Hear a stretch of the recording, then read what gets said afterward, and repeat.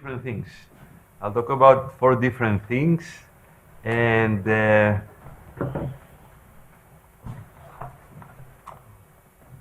so I will talk about 4 medical imaging techniques.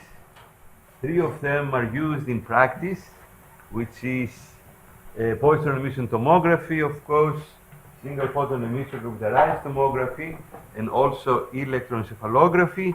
And I will also talk about magnetoenchephalography, which is a tool that is considered too expensive to be used in clinical practice. And there's a tremendous difference between these 4 techniques from the mathematical point of view. I will try to explain that the inverse problems regarding these first 2 techniques is very well defined, very well posed, has a unique solution. And then the main contribution there is that the algorithms that are used mostly are iterative algorithms, and the idea here is to try to emphasize that at least in some circumstances there is an advantage to use an analytical algorithm. This is a long story which I will try to summarize. Some beautiful mathematics involved here, and after many years, as I will explain, finally we have results which are competitive with existing algorithms, better in some sense, but it's difficult to describe what is better, but certainly competitive for clinical data. See? This took many years, as I will try to summarize. The second set of problems regarding magnetoencephalography and electroencephalography are quite different. Namely, there I will try to emphasize that, you see, people there usually do these problems by putting a number of dipoles in the brain, large number, the order of 5,000, you see, and they reconstruct. And I will try to emphasize that these problems are extremely ill posed, that there's a tremendous loss of formation, and I'm not sure what you really see when you do this. Okay? And I had written a paper in 2009, which for many years some people thought it was the definitive answer of the non-uniqueness question, and I returned to this paper because we were writing with a colleague a book on this. As you know, writing books is very, very boring, and you need a lot of discipline. And the only way I can do it is if I try to redo things while I'm writing it. And at that time, I realized that we had missed something very, very serious in this original paper. And the situation now is even worse. So I want to discuss this, but I mean, I remember when I was telling people this, I was laughing, etc., and everybody say, "Why you laugh? It's very bad." See, because you have more loss of formation. However, I will try to tell you to indicate that in some sense there is a way out, which may not be best, but at least there's some way out. So this is the plan. So the plan is I will talk about these 4 techniques, but remember, in all 4 cases we have comparison with clinical data. So this is not only a mathematical game, although for me it began only because the relevant mathematics is really very elegant. I mean, the relevant mathematics is really very elegant. You know, aesthetics always is the guideline of what I try to do, and this was the case with these problems too. Okay? So, what is the story with PET SPECT? That's a long story. It began with my earlier life, which was working in a part of PDEs called integrable systems. So these are nonlinear PDEs, which has this very strange property that are related in a highly non-trivial way to linear problems. In what way? These nonlinear PDEs appear as the compatibility condition of a pair of linear eigenvalue problems. And this pair, in honor of Peter Lux, who was the first to understand this, are called Lux pairs. So this is an old business, and I had a tremendous fortune to work for many years with one of the greatest mathematicians of the last century, Israel Gelfand. And in 1990, we spent a month with Gelfand in the island I come from, which is a Greek island called Kefalonia. So Gelfand, who of course had made a crucial contribution in this area, told me, do you understand, asked me, do you understand integrable systems? Well, this was the only thing I was doing at the time. So my answer was, of course, I understand. He said, oh, that's very good, because you can explain to me, you see. So, of course, discussing with Gelfand, I understood that I didn't understand integrable systems, and we tried to understand integrable systems with Gelfand, and Gelfand pushed me, and finally, we went, of course, a posteriori to something obvious. We went to the linear limit of these nonlinear equations. And then we made the discovery that the classics should have made, but somehow they didn't, you see, that linear PDEs admit the same formulation. So linear PDEs admit a Lux pair formulation, you see. And as I said, somehow the classics miss this fact, which is strange, because, you know, the classics by definition didn't miss much. But I think they miss it because, you know, you could do so many things with linear PDEs. Why should you introduce Lux pairs? So what I have written here is, I have written, see, this is the Lux pair. I'm sorry, this is the time-independent part. So half of the Lux pair associated with some two-dimensional version of the nonlinear Schrödinger called Davis-Stewart in the linear limit. See? So when you analyze the Davis-Stewart, what you do is you analyze this corresponding part. I don't write the part which corresponds to the nonlinear equation. And out of this analysis, you construct a two-dimensional nonlinear Fourier transform, which is the basis of solving this integrable nonlinear equation. So with Gelfand, we did the analogous thing in this linear equation. And out of this, what we constructed is a two-dimensional Fourier transform.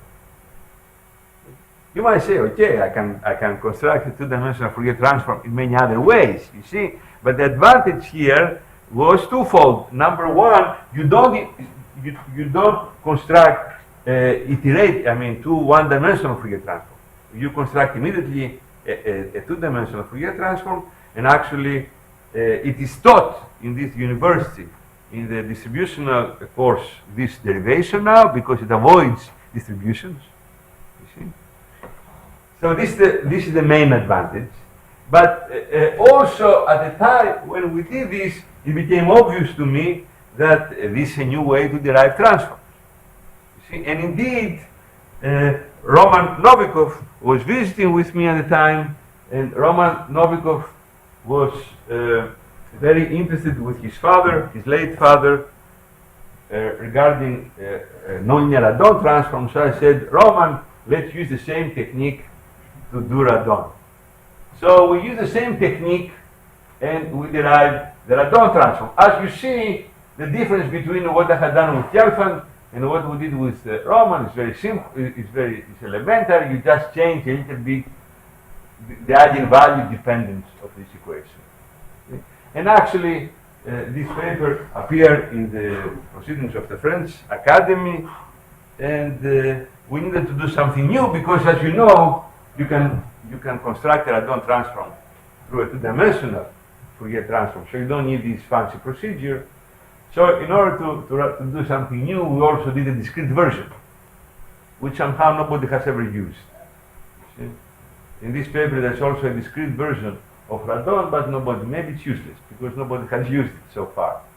But fortunately, this paper was used. You see, by the way, you see that this paper has reference before this. The reason for that is, first of all, when you write a paper with Gelfand takes very, very long time to write papers because he does it in a very, very precise way. But also this paper was lost originally from this journal, and then they found it and they published it. You see? So that's why you see this discrepancy. This work was done in 1990 essentially. Okay, but fortunately, so although I was sure that this approach is it's a great approach, you see, I forgot about it because there was no any good examples. And then fortunately, Roman Novikov used this very small variation of our work to do the attenuated radon transform. And this was an open problem. I mean, our collaborator, Brian Hutton, was telling me that he was giving lectures of why attenuated radon transform could never be done analytically. And he produced the formula. Then, as soon as I saw it, I got excited about this, and I realized that actually this essentially was already in our paper, because you see, the only thing that differs from what we had done with Roman is this term, and something like integrating factor, you can absorb it and do it. But the formula actually was first derived by Roman Novikov. So then my dream was to use this new inversion formula to do SPECT.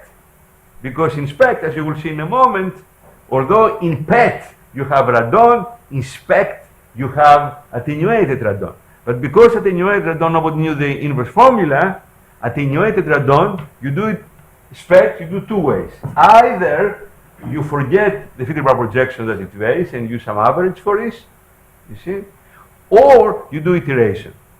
You see, the problem with, the only slight problem with iteration is you do a lot of SPECT, so you would like to do it very fast, and these iterative procedures are not very fast. So my idea was to replace the field projection, which was the poor man's approach to SPECT, with the exact thing. But then I always like to do systematic, so I said, let's revisit PET first. And Ari Iserlis, our colleague here at Cambridge, has the idea that we could do a better numerical implementation for PET than it's usually done through field projection. And we began this process, but Mark Davis, whom is not here, I think, mentioned that it's this problem of comparing with real data, etc. So it took us many years. It took us about 10 years to complete these two papers. And I'm very proud of these two papers because finally all the comparisons are made there with both artificial and clinical data to show what? To show that at a level of PET, this idea of Ari Iserlis of an alternative numerical implementation to field projection was a good idea. Okay? And so finally, now we have done the same thing for SPECT. So this project is close to a completion. Okay? So this is the idea. I spent already a bit of time, so I will tell you the results fast, but all the essence is here. Let me say a couple of lines what it means to use these spectral problems to derive a transform, just to have an idea. What it means. You see, it means the following. You start with this equation, and suppose you know nothing. You see, your intuition would tell you that, okay, I see an unknown here, mu, so let me think of f as given and solve this for m. And my statement is, your intuition is correct, do it, but do it for all complex k. You see? And this is not elementary to do. So the first thing you do, of course, again, you change variables because you like to simplify this. So if you introduce this, so you go from x1 to x2 to some complex variable, because you see this is complex and k is complex, and the complex conjugate. And if you do this, the count is correct. You start from x1, x2, you go to z bar, and then your equation takes a beautiful form. And if people know complex variables, they will realize that it's a very beautiful equation because it has the d-bar derivative. You see, if a function is analytic, by definition, the mu d-bar is 0. So this equation, in some sense, measures the departure of this function from analyticity. If you impose this boundary condition, you can solve it, and the answer is this. So you finished with the first part. You see, you expressed m in terms of your given function. But now you're going to do something clever. Up to now, it was nothing really too conceptually too complicated. You see, you're given f, you found m. The only slight thing you did, which was clever, you did for all k. Usually we solve for real k or something. Okay? But now you do something clever. What is clever? You say, okay, you see, let me look at the dependence of mu on this k. After all, I did for complex k. You see? So where does k enter?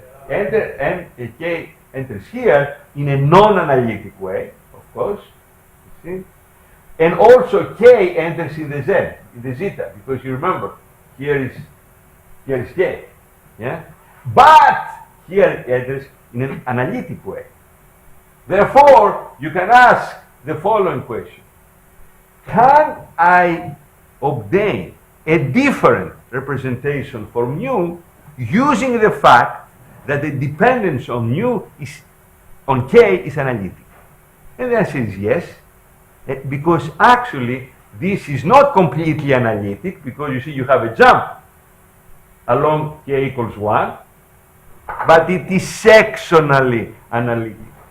So this function has different representations in different domains of the complex plane. Therefore, if you know really the jump along this curve, since this is the only place that mu loses its analyticity, you should be able to reconstruct it. And this technically is solving a Riemann-Hilbert problem in the complex K plane across this boundary. You see? So the only complication is to compute the limit of this function when K approaches the unit circle from outside and inside. And you do it, and when you do it, when you do it, you find that what really dictates the jump is this function f hat, and this hat is nothing but the attenuated Radon transform. So this gives you a way, once you have m, you can find f. Therefore, this you have a way to express f in terms of the attenuated transform. So this is the approach that we introduced with Gelfand, which works in many cases, and recently Anthony Aston used it to obtain another transform which appears in elliptic problems with so this is the idea, but let's go now to, you see, I pointed out that we would like to emphasize that there are circumstances when analytical the solution using analytical inversion is better than iterative solutions. Okay? And there are several papers on this, and the main idea is that you have an advantage if you have a low count. And this is nice because nowadays everybody complains that we have too much radiation from imaging, and if you try to limit this, so if you have low counts, so not too much radiation, then the analytical algorithms are more robust, give you better contrast, as you will see in a moment, and you have some advantages if you use another technique, which I will talk about, the time of flight. So this is one of the reasons. So let me go slightly faster now. So this is the Radon transform, in case you've never seen it. What's the Radon transform? The Radon transform is the most natural transform you will ever think of. Namely, you have a function and you integrate it along a line. What is more natural? That's why, by the way, many different people have re-derived the inverse Fourier transform. Although, first of all, Radon did it in 1917, but people come up with Radon transform, so they do the inverse, you see? So what is the idea? The idea is you change variables. So you go from the coordinates, Cartesian coordinates, to coordinates which are associated with a line. So you parameterize this line by theta and the distance, or pseudo distance, because this can go negative and positive, rho, right? And some parameter tau along the line. So you write so these are your new coordinates, see? and then what you do is you integrate along tau. Yes? So you start with x1 and x2, and you see you end up with a function which depends on rho and theta. So the count looks good. So you start with two variables. You end up with two variables. So you say, maybe if you give me all rho and theta, I can reconstruct. And of course you can. And this is the inverse, Radon transform. Okay? So if you take your function, your Radon transform, right? Then you multiply by e to the I theta, you integrate along theta, you remember rho is given in terms of theta by this, so if you integrate along theta, you will find the function of x1 and x2, you take this derivative, and there's your function. Where capital F, I'm sorry, is not your Radon transform, is the Hilbert transform in the rho variable of your Radon transform. So you give me F, you give me this data, I take the Fourier transform, you see, and then I reconstruct. This analytical formalism, of course, it's better to do anything than you call it, so this is another exact formula equivalent, where I did this derivative inside. Okay. So people, what is Hilbert projection? Hilbert projection, you see, this is the Hilbert transform. But the Hilbert transform is convolution. So convolution is better to do it in the Fourier domain. So people do this, and this is the Hilbert projection. That's all. You see? Iris' idea was, why don't we do that in the physical domain?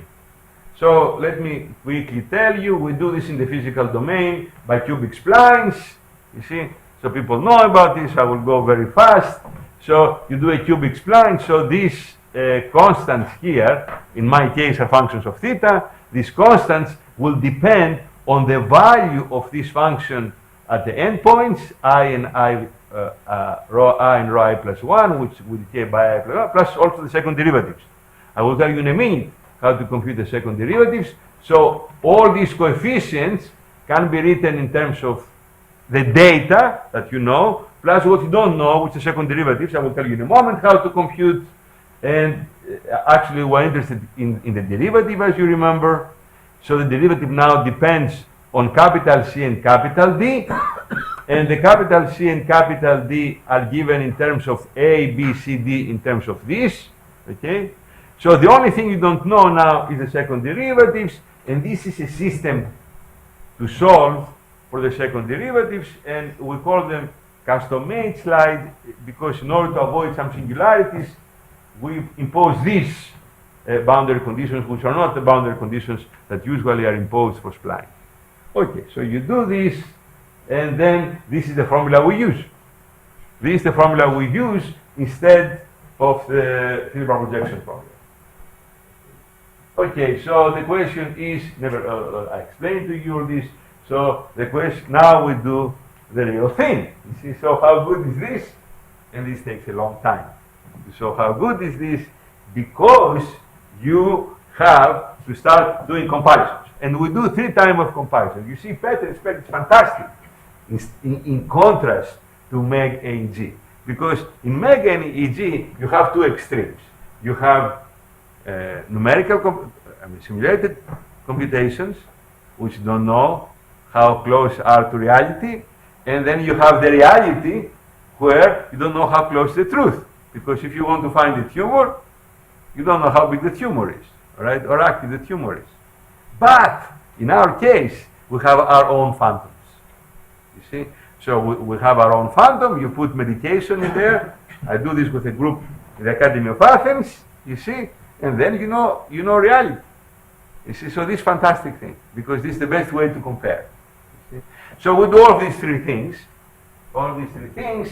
And the statement here is that this is the machine we use, and I want to emphasize, you see, at the first paper we wrote with Arge, it was very slow, but now it's very fast. So this is of the order of magnitude of Hilbert projection. Hilbert projection is even faster than this, you see, but it's much, much faster than OSEM, which takes several minutes, you see. All right. So, the different phantoms. So you see, cold, it means in these holes there is no radioactive substance. Here there is, and you use this phantom to distinguish between those two, which is important, for example, because SPECT is in myocardium.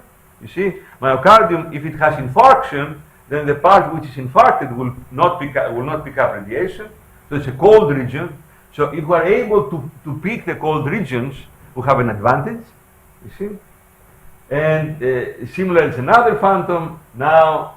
Okay, and this is a typical, the famous Hoffman phantom, which is simulates the brain. But these are my favorite phantoms, the NEMA and the Derenzo, because these are reality. This is reality. This is how you know how well you do. See? And now, how do you measure how well you do? You have different modalities, which are not ours, each of the community. So this is contrast of cold, hot, cold region. This is the coefficient of variation, and one of the important measures is bias.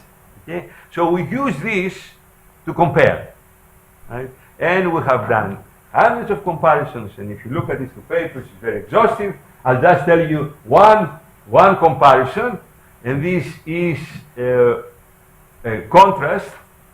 And I just want to point out, you see, this for low count actually, and you see SRT is this algorithm. Field projection is what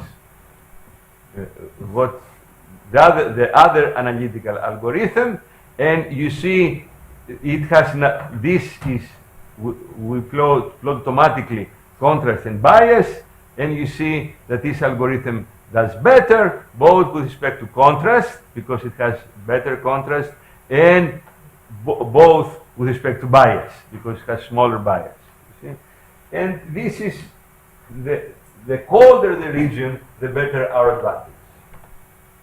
Okay, but what was incredible, which I didn't show you here, is I will show you in a moment for SPECT. We have also advantage with OSM, and this was unexpected. So OSM approaches our results if you increase a lot the number of iterations. Sometimes you have to reach 50 iterations in order to reach these results, and this becomes clear. Let me go fast. I have only 5-10 minutes, so I will say something about it.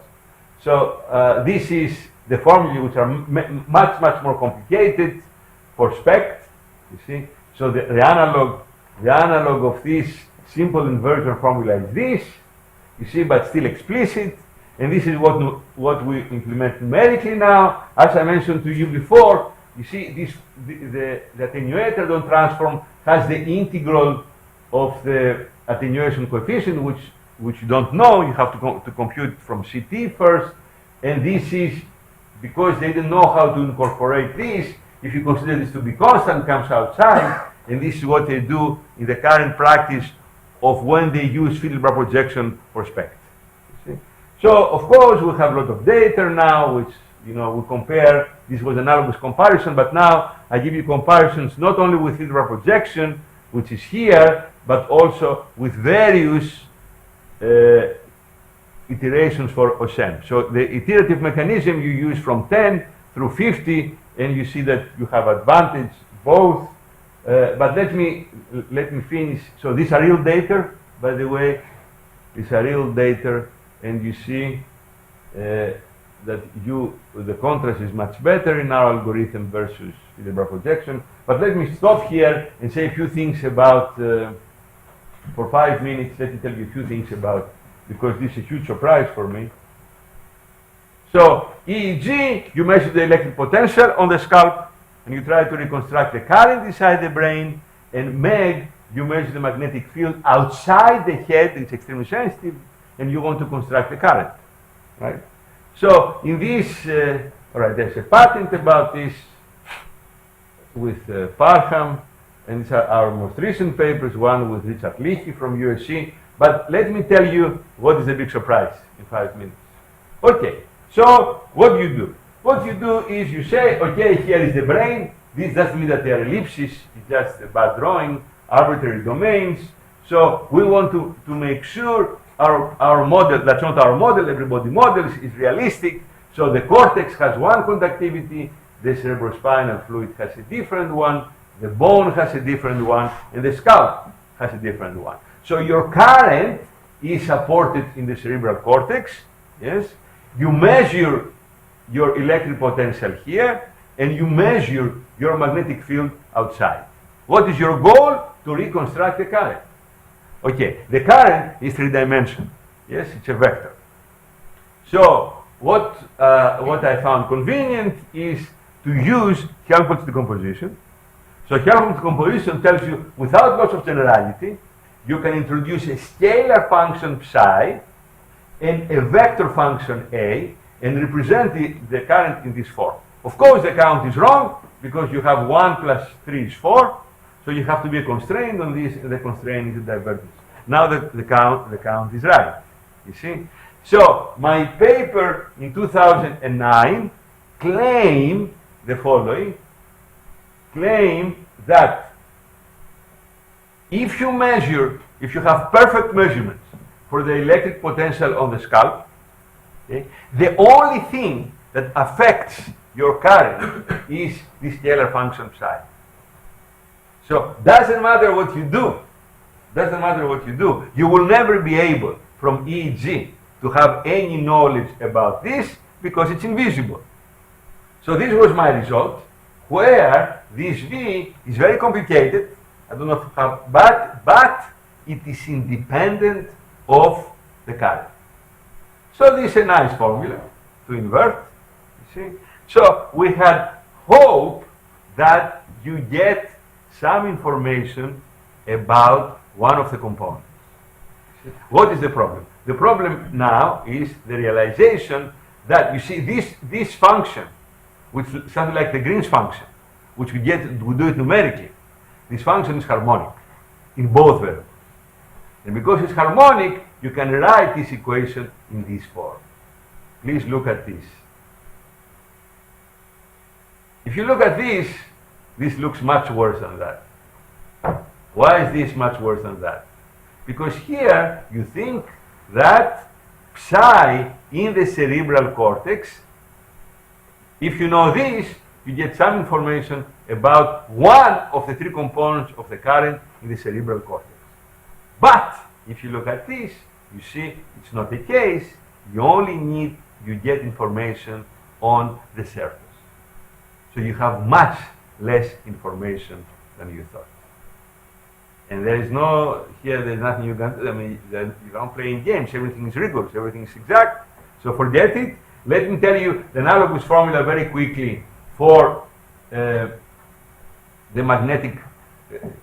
So you remember, so here the formula is more complicated, but this is the old formula and this is the new formula. Again, everything is mapped on the surface. Okay? So originally I thought that you can get information about the radial component of A inside the cortex, but now I see that you can only get information about, okay, in some sense I knew this formula, okay, I will not tell you how to find this H, I only want you to be aware that they don't, this and the V's I told you before do not depend on the current, they depend on the conductivities and the geometry. We get them numerically. I don't think I will have time to tell you this, but let me just say that in the case of the spherical model, these extra terms disappear. So the spherical model becomes very simple because only one term survives. But, okay, so let me just say one thing about the spherical model because I want to tell you, and I'll finish, I want to tell you that this result I already mentioned. You have 15 more minutes. So. Very good. Okay, thank you. Okay, then I will not finish. I will say be a little bit slower. All right. So I will spend 5 minutes, or maybe there's time for discussion. So here is the idea now. I want to look at this general formulae in the particular case of the spherical model. What is the advantage of this spherical model? You can do everything by hand. Given this H became 0, because you remember in the case of the magnetic field, we have these two extra terms. you see. But in the case of the spherical model, you can show that these extra terms disappear. So you have only one term. So the spherical model is very beautiful. The data that you measure on the surface, the electric potential, is affected only by psi, and the magnetic field is affected only by the radial part of A. So this is very beautiful. Now I will show you a very simple, elegant reconstruction, which might give you a hint how to do it in general. And here is this elegant reconstruction. You go and you expand your unknown function in terms of spherical harmonics. So you see, the number of the spherical harmonics is picked up by the data, as you will see in a moment. So the only unknowns are these two functions. Okay? So you remember we had expressed these in terms of psi. So if I plug this here, I get this answer. But now look, what do you see here? Anders, you see, you don't see psi depending on tau. You see psi only on the boundary. I had this formula already in my 2009 paper, so I should have seen it. Somehow I was blind. It tells you that it is not psi in the cortex that affects the data. It's only psi. It's only psi on the boundary. Yeah. So it is not psi inside the cortex that affects your measurements. It's only psi. C1 is the radius of the cortex that affects. You see, similarly, the analogous formula for the magnetic field is not A inside the cortex that affects, it's only A on the boundary. So these formulae are consistent with a new formula I have shown you. Okay, so it means what? It means that since you measure this, you see, you know this number. And from this number, you would like to find this function. It's impossible. Okay? Similarly, since you measure this, in ideal situations, you know these numbers. And from this, you would like to reconstruct this function. Again, impossible. So what you do, so this is what I just told you already, that in, just you know this, and now what is the idea? The idea is in this paper with Kurylov, following some earlier work with Gelfand, what we have shown is the following, that if you assume that the energy or the L2 norm of the current is minimized, then you can get exactly, you can go exactly from this information to this function. Of course, you might say, you see, this is not a regularization, because you are not doing this to have better reconstruction. You do this to have a unique solution, otherwise you have no information. You see? Of course, you might say, why L2 norm? And well, L2 norm, maybe we have played with a little bit with some other things, but well, L2 norm, all right, first of all, energy is very natural thing to minimize. But I don't know if God created a head in a way that the current minimizes energy. See? So what you could say is that you lose a lot of information, and the only thing I can tell you, I cannot tell you what the current is. I cannot even tell you one of the components of the current it is. But what I can tell you is what is the minimal current that will give you that will give you the data that you see. Okay? And let me complete this. If you go to MEG, the same thing. You see, you would like to reconstruct this function, but you only know this information about this function from your data, and then if you do minimization, again, you see you can express this function in terms of your data. So this is what you know, and from this you can express. Okay, but still, we only know the radial part of A. How do you find the full A? You see, to find the full A, you do the following, you do some clever things maybe. You see, you remember, you can always write A in terms of the radial part and the tangential part. And then we do this clever decomposition for the tangential part. Namely, we write it on the tangential gradient on G plus this other operator on F. And why do we do this? We do this because the only information you have for this function is that the gradient of the total A vanishes. So I have to take the gradient of this function. If I use this parameterization, then this drops out, which means that it plays no role, and for minimization I can take it 0, which means I have therefore that the action of this operator on this is just a Laplacian, right, which is very nice, the Laplacian on spherical harmonics, you see. So I know this, remember we already found this, and from here, if I expand also G in spherical harmonics, I can find this function. So minimal energy gives me a unique solution. Okay? And we have played. This is in this paper. We use this minimal solution, and this is not realistic data, but it is data computed at exactly the points that you compute in MEG.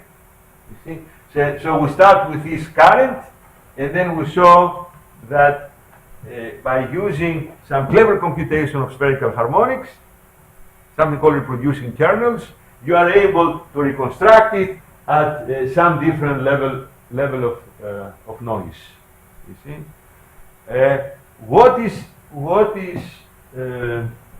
encouraging is that there are analogous formulae for ellipsoidal geometry, and of course you can approximate very well a brane with ellipsoid. In general, if you don't do that, we have some. Okay, so this is the definition of this V, okay? And here is some exact formula in the spherical case, and here is similar for V, and here is some numerics which shows that our algorithm for computing this V is very accurate if you compare it with an analytical solution in the spherical case, and this is some reconstructions of real data. So this is a left auditory stimulus, so you put some pulse on the left, noisy pulse on the left ear, and you won't see what happens in the brain, and these are real measurements, okay? And you expect, as you know, the temporal lobe is the analog of the occipital lobe for visual stimuli. So temporal lobe is what's important for auditory stimulus, and you get activation of the right temporal lobe, which is the correct thing. But this reconstruction is, I would say, primitive because only looks at the surface, you see. And perhaps a way to improve this is either you do minimization on the full numerical minimization on the full brane, but you have a problem with what you expand, because if you try to do it just by having a nodes, you have too many unknowns and it's very unstable. Or you can do some approximations through ellipsoidal harmonics, as I told you. But this is a work in progress. Anyway, this is very encouraging because at least you get some physiological answers. But our new understanding that you lose even more information than I thought makes it necessary to use these minimizations very carefully. Thank you very much.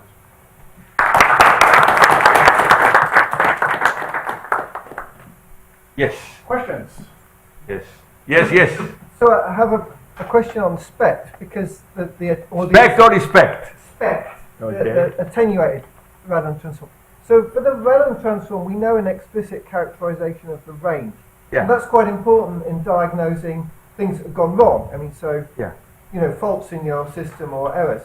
Is there a characterization of the range for the attenuated Radon transform? Calculation range. is, do we know the range of the attenuated Radon transform? I don't understand the question, to be honest. So for the Radon transform, For the Radon transform, yes. we know the range. It satisfies the Helderson-Ludwig range conditions. So we know if something is... Yeah, now I understand, now I understand. Yeah. No, that's a very good question. But for SPECT... We don't know, I think. Okay. I don't think we know. I think that's a very good question, we don't know it. I had asked this question to Roman once, and he promised to think about it and answer me, but he never did. So it's a good question. Other questions? Yes. So, I mean, for this inversion, so it's very elegant. So Nice to see you again, by the way. Is there hope for 3D? Because You mean for PET SPECT? yeah. Yeah, of course. This is the main problem. This is the main problem. And the question is there a hope? The answer is always, there's always hope. Yeah. There's always hope, but it's even more than that. There's some old work where you invert on 2 dimensions. And I revisited this, and I'm shocked that people haven't used it, to be honest. I still do not know why people haven't used it. They tell me, I mean, Castis is trying to compute it and tells me it takes time, but nowadays, time should not be an issue. So my expectation is that the answer is yes. And I'm just shocked that this has not been done already. You see? I don't know why, but the answer is yes. But so, I mean, to use the formula is now just, for example, for PET, because you record in 3D. Yeah. So Right, of course. But I'm talking about PET, because SPECT, yeah. SPECT you still need 2D. Yeah, But yeah. for PET, I believe, instead of having integrals along lines, you can have similar integral along planes, and there are similar formulae, etc., etc. And as I said, I saw this paper, which is an old paper. Nothing happened after this. I have revisited, I have redone it a little bit more elegant, but the same answers. And Castis is numerically implementing it right now. Other questions?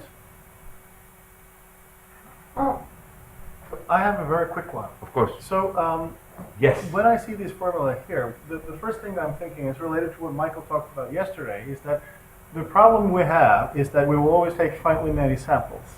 And if I do something like the filter back projection, the only thing I can do is that I can discretize the integrals. And I can say that the more information I get, the better it should be. But I have no idea about the rate.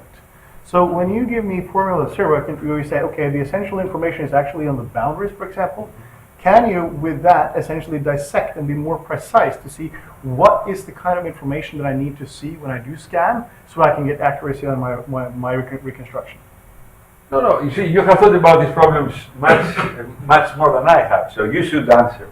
You should answer your question. But for me, it's hugely surprised that people that work in this community, not that didn't answer your question. Your question, of course, is deeper, but they didn't even understand the error level, which is what affects my data. You see, let alone how sensitive it is, but what affects my data. And I believe that the reason I didn't see this, although I saw you in both, I only saw you the spherical, but I had exactly in my 2009 papers analogous formulae for the elliptical case. And again, you see, it's only the value on the boundary, which means you lose almost everything. For me, this is insane. But still, of course, you see, you get nice pictures, you see, but you lose almost everything. So I always thought that EG gives you one information about